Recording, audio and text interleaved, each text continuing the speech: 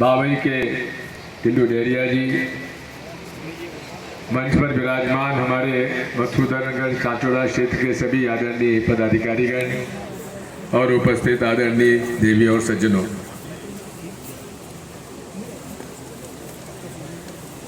मुझे याद है 77 का वो चुनाव जब पूरे देश में जनता पार्टी की लहर चली हुई थी। कांग्रेस के लोग छोड़ छोड़ के भाग रहे थे। कांग्रेस के दो टुकड़े हो गए थे, एक इंदिरा जी के नेतृत्व में और एक सिंडिकेट था। उस समय परिवार नियोजन के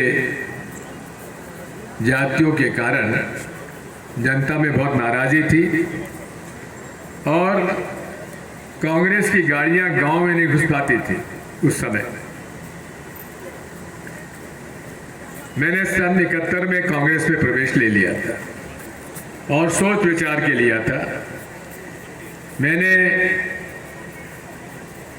जनसंघ का इतिहास पढ़ा, जनसंघ की विचारधारा का पढ़ा, आरएसएस की विचारधारा का पढ़ा, गुरु गोलवलकर जी की किताब पढ़ी, महात्मा गांधी को पढ़ा, पंडित जवाहरलाल नेहरू को पढ़ा, रामधारी सिंह दिनकर को पढ़ा और अंत में मैं इस नतीजे पहुंचा, विचारधारा के आधार पर यदि कोई भी पार्टी इस देश की परंपरा, इतिहास और जो अनेकता में एकता को लेकर चलती है वो केवल कांग्रेस पार्टी है। इसलिए मैंने कांग्रेस पार्टी में प्रवेश लिया सन 71 में। 77 के चुनाव में घर पर सबने मना किया कि चुनाव मत लड़ो, हवा खराब है कांग्रेस की, निर्दलीय चुनाव लड़ लो। मैंने कहा नहीं, जब कांग्रेस की विचारधारा के साथ मैं जुड़ा हूं तो मैं कांग्रेस पार्टी से ही चुनाव लड़ूंगा। और उस समय मैंने चुनाव लड़ा और आप सब लोगों के मदद से ग्वालियर संभाग में केवल 3 सीटें आई थी, जबकि मालवा पूरा साफ हो गया था। उनमें से एक सीट राघोगढ़ थी और आपका जो उम्मीदवार चुनाव जीता था।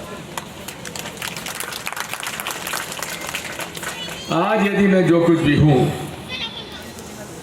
तो इसलिए हूं क्योंकि उस संकट के काल में भी मैं चुनाव जीत कर आया और इसका पूरा श्रेय जितने यहाँ सब लोग बैठे हैं उनमें से आधे से ज़्यादा तो पैदा नहीं हुए थे उस समय, लेकिन उनके पिता, उनके बाबा, इनके चाचा, ताऊ, उन लोगों की मदद से मैं ये चुनाव जीता। साथियों, तब से लेकर आज तक मैं सांसद भी बना, मंत्री भी बना, मुख्यमंत्री भी बना और सन 84 में मैं राजगढ़ का सांसद बना। इनके लिए कुर्सी रखवा दो, भाई के लिए कुर्सी ले आओ, कोई खाली कुर्सी लगा दो, बैठो भाई। एक उसको भी दे दो, लड़की खड़ी हुई हमारी। धन्यवाद। बात यही है, सन 84 में मैं राजगढ़ लोकसभा सीट से चुनाव लड़ा। ये सीट ऐसी सीट हुआ करती थी कि कोई बंबई से, कोई कर्नाटक से चुनाव लड़ने जनसंघ से, जनता पार्टी से आ जाता था, जीत के चला जाता था, लौट के नहीं आता था। जगन्नाथ राव जोशी लड़े, डॉक्टर वसंत कुमार पंडित लड़े।